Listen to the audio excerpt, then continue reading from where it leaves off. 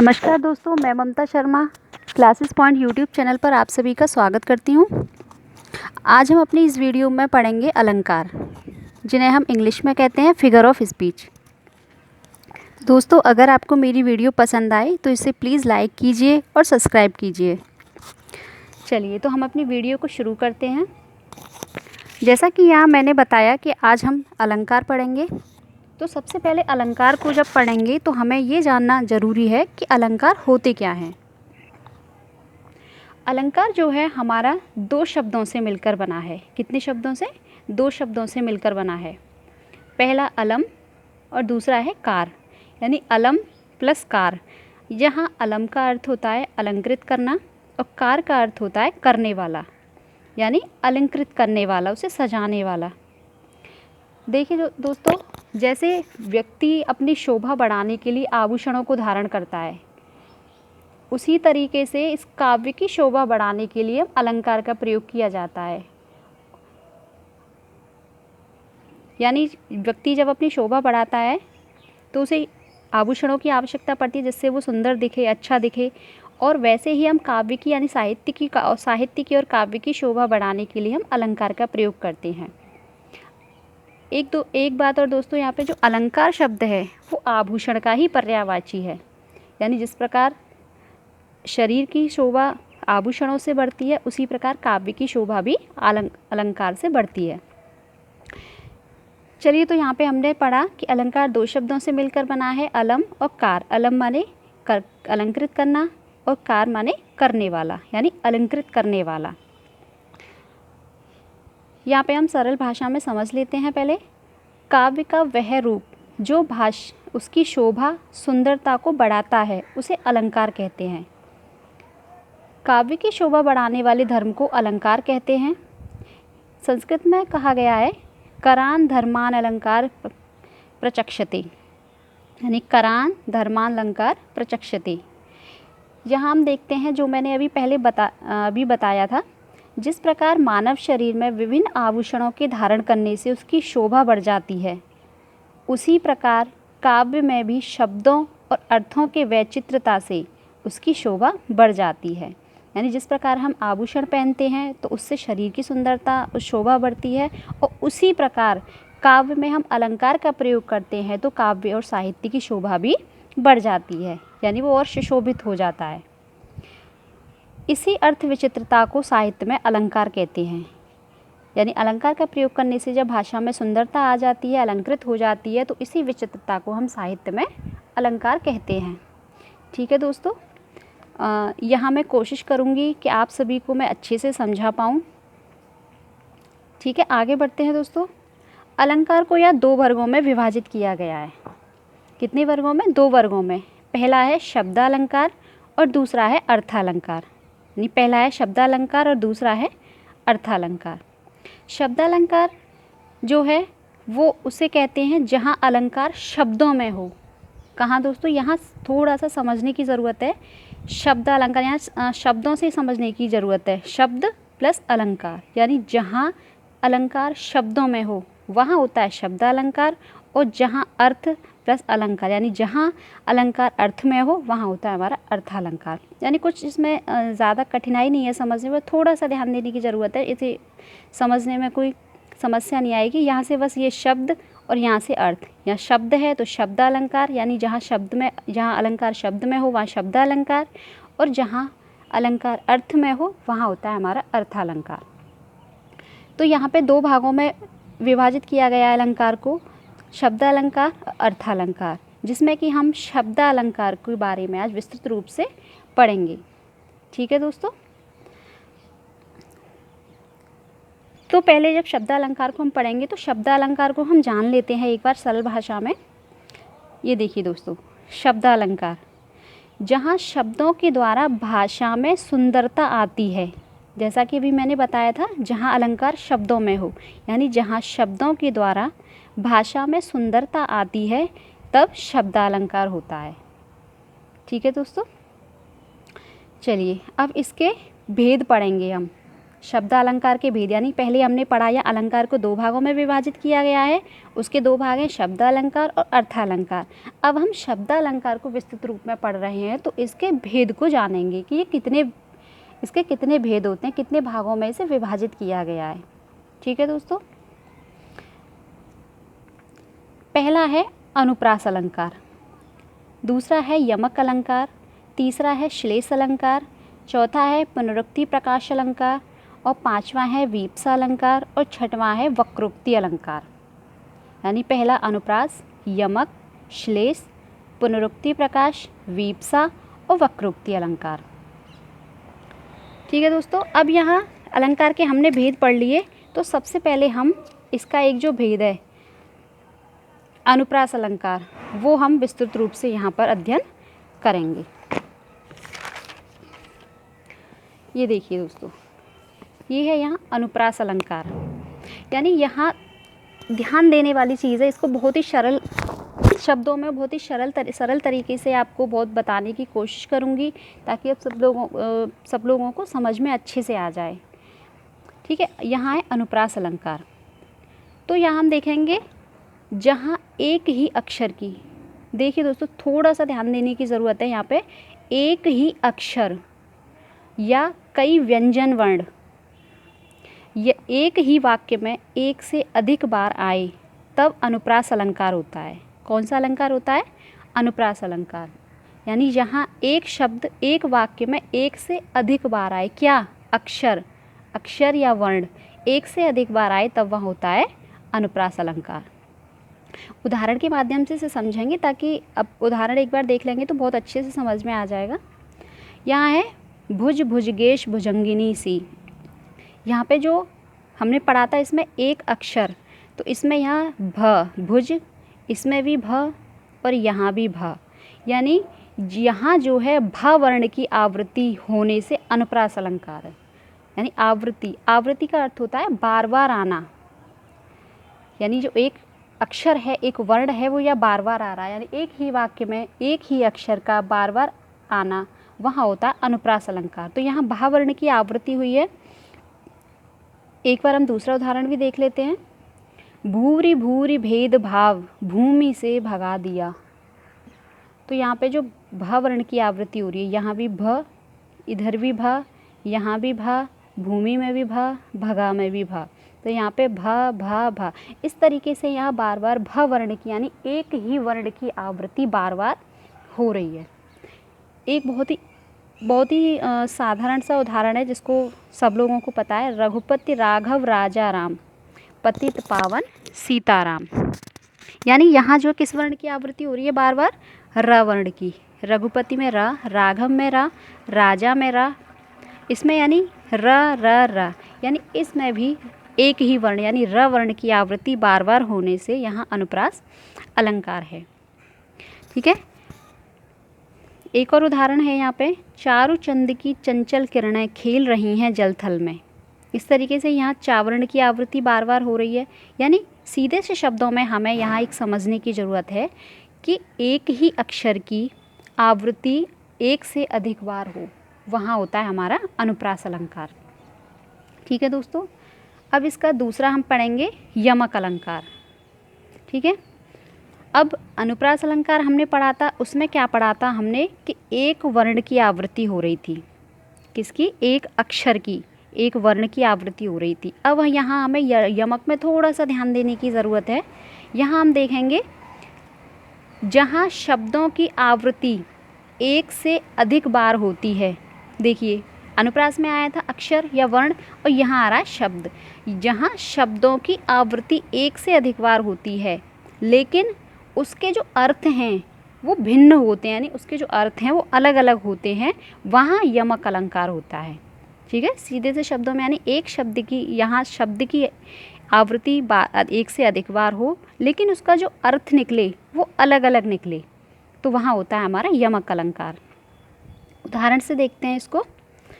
वो एक बहुत ही प्रसिद्ध उदाहरण है, सबसे ज़्यादा यही प्रयोग में लाया जाता है। कनक कनकते 100 गुनी मादकता अधिकाय, या खाए बोराए जग बा पाए बोराए। यानी यहाँ जो कनक है, इस कनक का अर्थ यहाँ पे है धतूरा, इसका अर्थ क्या है? धतूरा। और यहाँ जो कनक है इसका अर्थ है सोना। यानी इसका जो अर्थ है वो ये कहना चाह रहा है कि कनक कनकते 100 गुनी मादकता अधिकाय, या खाए बोराए जग वा पाए बोराए। क्यों? क्योंकि धतूरा खाने से भी व्यक्ति पागल हो जाता है और सोना मिलने से भी व्यक्ति पागल ही हो जाता है। सोचिए, अगर आपको इकट्ठा सोना मिल जाए तो आप भी मतलब पागलपन हो जाता है ना। तो धतूरा खाने से भी पागलपन हो जाता है और सोने की प्राप्ति हो जाने से भी पागलपन हो जाता है। यानी शब्द यहाँ एक है, कनक, और इधर कनक। शब्द एक है लेकिन उसकी आवृत्ति बार बार हुई है, यानी एक से अधिक बार हुई है, लेकिन जो अर्थ है वो अलग अलग निकल रहा है। इसका एक कनक का अर्थ है धतूरा और एक कनक का अर्थ है सोना। ठीक है, दूसरा उदाहरण देखते हैं। यहाँ दूसरा उदाहरण है, 3 बेर खाती है वो 3 बेर खाती है। देखिए यहाँ पे भी इस तरीके का ही है, 3 बेर खाती है वो 3 बेर खाती है। कैसे? कि 3 बेर, बेर का अर्थ यहाँ पे है बारी, यानी बार। ठीक है, और वो 3 बेर खाती, बेर यहाँ पर होता है फल, यानी बेर सबने खाए हैं, यहाँ पर होता है फल। यानी 3 बेर खाती है, 3 बार खाती है वो 3 बेर खाती है। ठीक है, यहाँ जो बेर है और ये जो बेर है, शब्द एक ही है पर उसके अर्थ जो है अलग हैं। जैसा कि परिभाषा में हमने बताया था, जहाँ शब्द की आवृत्ति एक से अधिक बार हो लेकिन उसके जो अर्थ हैं वो भिन्न होते हैं, वहाँ होता है यमक अलंकार। ठीक है, एक और उदाहरण देखेंगे हम, काली घटा का घमंड घटा। देखिए यहाँ पे जो घटा है वो एक ही शब्द है और इधर भी घटा एक ही शब्द है, लेकिन जो इसका अर्थ है वो अलग है। काली घटा, यानी घटा सब जानते हैं, जब बादल होते हैं घटा आ जाती है। काली घटा का घमंड घटा, घटना यानी कम होना, यानी जैसे बोलते हैं ना किसी का इसका घमंड घट गया, तो वो वाला घटना। ठीक है, घटा एक ही शब्द है लेकिन जो इसका अर्थ है वो भिन्न भिन्न है। ठीक है दोस्तों, तो आई थिंक आपको सबको यहाँ तक समझ में आ रहा होगा। आगे बढ़ते हैं, श्लेष अलंकार। तीसरा है श्लेष अलंकार। ठीक है, श्लेष का पहले मैं यहाँ बता देती हूँ। श्लेष का जो अर्थ होता है वो होता है चिपकना, यानी चिपकना। श्लेष माने होता है चिपकना। तो इसको हम इसकी परिभाषा को पहले पढ़ेंगे। जहाँ एक शब्द के 2 या अधिक अर्थ निकलते हों। देखिए यहाँ पे थोड़ा सा ध्यान देने की बात है, जैसे मैंने अनुप्रास में बताया था अक्षर की आवृत्ति, यमक में बताया था कि शब्द बार आया हो लेकिन अर्थ अलग हो, लेकिन यहाँ उससे भी और थोड़ा ध्यान देने की ज़रूरत है। जहाँ एक शब्द के 2 या अधिक अर्थ निकलते हों, शब्द एक ही है, यानी शब्द जो है एक ही है लेकिन उसके अर्थ हैं वो अलग अलग निकलते हों। यानी एक हमें यहाँ शब्द है हमारा लेकिन उसके भिन्न भिन्न अर्थ निकलते हों और हम उसी के हिसाब से उसका अर्थ निकाल लेते हैं। यानी जिस वाक्य में जो दिया गया है उसके हिसाब से हम उस अर्थ को निकाल लेंगे। शब्द एक ही होगा और जहाँ हमको लग रहा है कि ये अर्थ यहाँ निकलेगा वही अर्थ हम इसमें प्रयोग कर लेंगे। देखिए उदाहरण से समझते हैं इसको। रावण सिर सरोज वनचारी, चल रघुवीर सिली मुखधारी। यानी जो यहाँ सिली मुख है, शब्द क्या है? एक। जैसे मैंने यहाँ बताया था कि एक शब्द के भिन्न अर्थ हों, यानी अर्थ उसके बहुत सारे हों, यानी उसके शब्द एक ही हो लेकिन उससे जो अर्थ हुआ चिपके हुए हों। एक ही शब्द अर्थ उसके अलग, एक अर्थ उसके बहुत सारे हों। ठीक है, तो यहाँ सिलीमुख है, सिलीमुख एक ही शब्द है लेकिन उसके अर्थ भिन्न भिन्न निकल रहे हैं। एक सिलीमुख का अर्थ होता है बाण और एक सिलीमुख का अर्थ होता है भौरा। ठीक है, सिलीमुख यानी शब्द एक ही है, अर्थ उसके कई निकल रहे हैं। एक बाण भी होता है इसका अर्थ और एक भौरा भी होता है। ठीक है, दूसरा देखते हैं हम एक बार। चरण धरत चिंता करत, चितवन चारों ओर, सुबरन को खोजत फिरत, कवि व्यभिचारी चोर। यानी यहाँ जो चरण है, यानी जो चरण शब्द है, इसको तो आप एक दो इसके तो अर्थ आपको खुद ही पता है, लेकिन फिर भी मैं आपको बता देती हूँ। चरण शब्द है तो नॉर्मली आपको सबको पता है, चरण माने होता है पैर और चरण माने होता है पंक्ति। ठीक है, जैसे हम चौपाई छंद उसमें पढ़ते हैं, ये मैं आगे वीडियो में पढ़ाने वाली हूँ। चरण माने पंक्ति, जैसे चौपाई छंद का ये चरण, दूसरा चरण, पहला चरण, इस तरीके से। ठीक है, तो चरण का अर्थ, शब्द एक ही है हमारा चरण, और इसके अर्थ भिन्न भिन्न। एक चरण माने होता है पंक्ति भी होती है, सोना भी होता है चरण माने पैर भी होता है, और चरण में होता है सुंदर वर्ण भी होता है। चरण माने सुंदर वर्ण भी होता है। तो यहाँ पे हम सीधे शब्दों में, इसे सरल भाषा में समझने के एक बार देखेंगे कि जहाँ एक शब्द हो, शब्द एक हो हमारा, लेकिन उसके अर्थ बहुत सारे हों, यानी वो चिपके हुए हो उससे, और जिस तरीके से हमें वो प्रयोग करना है हम उसी शब्द को इसमें प्रयोग कर सकें। ठीक है, शब्द एक लेकिन उसके अर्थ बहुत सारे। ठीक है, तो यहाँ तक दोस्तों समझ में आ रहा होगा अच्छे से। इसी क्रम में मैं आगे बढ़ती हूँ। चौथा है इसका वक्रोक्ति अलंकार। वक्रोक्ति अलंकार यानी पहले शायद आपने एक नॉर्मली सुना भी होगा। वक्र माने होता है टेढ़ा, उक्ति माने कथन, यानी इसका जो अगर इसको विच्छेद करें हम तो वक्र प्लस उक्ति। वक्र का अर्थ होता है यहाँ टेढ़ा और उक्ति का अर्थ होता है कथन। ठीक है, वक्रोक्ति अलंकार। चलिए इसको देखते हैं एक बार। जहाँ किसी उक्ति में वक्ता के अभिप्राय से दूसरे अर्थ की कल्पना की जाए वहाँ वक्रोक्ति अलंकार होता है। यानी वक्ता जो है अपने हिसाब से उसमें उस शब्द का अर्थ लगा ले, वहाँ होता है हमारा वक्रोक्ति अलंकार। ठीक है, उदाहरण से देखते हैं इसे हम। कौन तुम मैं घनश्याम तो बरसों कित जाए। यानी यहाँ श्री राधा रानी का और श्री कृष्ण भगवान का एक बहुत ही सुंदर सा उदाहरण है कि एक बार मतलब राधा जी घर में बैठी हुई है, जो कृष्ण जी हैं वो दरवाज़ा खटखटाते हैं, खटखटाते हैं तो राधा जी अंदर से बोलती हैं कि कौन तुम। श्री राधा रानी बोल रही हैं कि कौन तुम, तो कृष्ण भगवान बाहर से कह रहे हैं मैं घनश्याम। देखिए यहाँ घनश्याम का अर्थ होता है बादल भी होता है, काले बादल, और घनश्याम का अर्थ होता है कृष्ण भगवान भी, कृष्ण भगवान का पर्यायवाची है।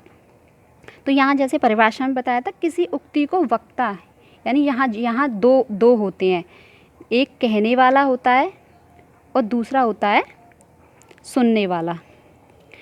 तो जो कहने वाला है वो अपनी बात कहता है, लेकिन सुनने वाला है वो जो है वो अपने हिसाब से उसका अर्थ निकालता है। जैसे कि इस उदाहरण से समझा रही हूँ मैं। तो श्री राधा रानी ने बोला कि कौन तुम, तो भगवान जी ने कहा कि मैं घनश्याम। तो घनश्याम के अर्थ यहाँ दो हैं, तो उन्होंने तो अपने बारे में बताया था कि मैं घनश्याम। तो यहाँ देखिए उन्होंने क्या अर्थ लगाया, तो बरसों कित जाए, उन्होंने अपने हिसाब से बादल का अर्थ लगा लिया। तो वो कह रही हैं कि अगर घनश्याम हो, काले बादल हो, तो जाओ कहीं बरसों जाके, फिर अगर घनश्याम हो तो, यानी उन्होंने अपने हिसाब से अर्थ लगाया। ठीक है, तो सीधे अर्थ में इसको हम ये समझेंगे कि जो वक्ता है यानी जो बोलने वाला है और जो सुनने वाला है, सुनने वाला वक्ता की बात को अपने मतलब से अपने हिसाब से उसकी कल्पना करता है, यानी उसको टेढ़ा मेढ़ा और हास्य में उसको बदल देता है। एक बार हम दूसरे उदाहरण से समझते हैं इसको। कौन तुम मैं हरी राधे, क्या काम यहाँ जाओ वन में। यानी वही फिर दोबारा से उदाहरण है कि श्री कृष्ण भगवान दरवाज़ा खटखटाते हैं, राधा रानी बोलती हैं कि कौन तुम, वो बोलते हैं कि मैं हरी राधे। हरी माने भगवान जी, तो उसका अर्थ है ये, वो अपने आप को कह रहे हैं हरी, लेकिन यहाँ राधा जी जो हैं वो क्या समझ रही है, यानी हरी का अर्थ यहाँ पे होता है बंदर। हरी का अर्थ यहाँ पे बंदर भी होता है। तो वो राधा जी कह रही है कि क्या काम यहाँ जाओ वन में, यानी एक वो है कि जाओ यहाँ तरुशाखा पर बैठो, यानी अगर हरी हो तो यहाँ तुम्हारा क्या काम है घर में, फिर तो वन में जाओ, वृक्षों की शाखा पर बैठो। तो यहाँ भगवान जी ने कहा मैं हरी, तो उन्होंने अपना नाम बताया, अपने बारे में मतलब उनको राधा जी को परिचय दिया, लेकिन राधा रानी ने अपने हिसाब से उसकी कल्पना कर ली कि कौन तुम। उन्होंने कहा कौन तुम, उन्होंने कहा कि मैं हरी राधे, कि हरी का अर्थ होता है बंदर। बोले अगर हरी यानी बंदर हो तो फिर वन में जाओ। ठीक है, तो एक बार हम सीधे अर्थों में इसे समझेंगे कि जहाँ किसी उक्ति में वक्ता के अभिप्राय से दूसरे अर्थ की कल्पना की जाए, यानी जो वक्ता कह रहा है उस बात को और सुनने वाला उसको अपने हिसाब से उसकी कल्पना कर ले, उसको टेढ़ा मेढ़ा कर ले, हाथ से मतलब शब्दों में बदल दे, तो वहाँ होता है वक्रोक्ति अलंकार। ठीक है, अगला पढ़ते हैं हम। अगला देखते हैं यहाँ पे पुनरोक्ति अलंकार। अब देखिए पुनरोक्ति यानी जैसे शब्द से आपको पता चल रहा है, पुन यानी पुनः, उक्ति माने यानी उक्ति यानी कथन, उसकी कथन का जो बार बार आना। तो यहाँ इसकी परिभाषा देखेंगे कि जहाँ एक ही शब्द दो या इससे अधिक बार होता है, यानी एक ही शब्द दो या इससे अधिक बार होता है, लेकिन यहाँ थोड़ा सा ध्यान देने की ज़रूरत है, शब्द एक ही है लेकिन अर्थ उसका अधिक बार होता है, लेकिन इसका अर्थ समान रहता है, अर्थ उसका बदलता नहीं है। यानी एक शब्द दो बार आता है, दो से अधिक बार आता है, लेकिन उसका अर्थ नहीं बदलता, उसके अर्थ जो है समान रहते हैं। ठीक है, इसका उदाहरण से हम बहुत ही अच्छे से और सरलता से हम समझ सकते हैं। थी ठौर ठौर विहार करती सुंदर सुर नारियाँ। थी ठौर ठौर, देखिए ठौर ठौर यहाँ शब्द जो है दो बार आया है। ठौर ठौर में इसको हिंदी ठौर ठौर का अर्थ होता है जगह जगह, ठौर ठौर का अर्थ होता है जगह जगह। विहार माने घूमना, सुंदर सुर नारियाँ यानी देव नारियाँ, जो अप्सराएँ होती हैं देव नारियाँ। तो थी ठौर ठौर विहार करती सुंदर नारियाँ यानी जगह जगह विहार कर रही हैं। तो यहाँ जो ठौर ठौर शब्द है वो दो बार आया है, लेकिन उनके अर्थ में कोई भी बदलाव नहीं आया, यानी कोई एक ही अर्थ है उनका, यानी अर्थ में कोई भी बदलाव नहीं आया, अर्थ दोनों का समान है। यानी कि यहाँ एक ही शब्द दो या दो से अधिक बार होता है, लेकिन उनका अर्थ समान रहता है, उनका अर्थ नहीं बदलता। वहाँ होता है हमारा पुनरोक्ति अलंकार। ठीक है, अब हम पढ़ेंगे यहाँ वीप्सा अलंकार, जो छठवां है और अंतिम अलंकार है।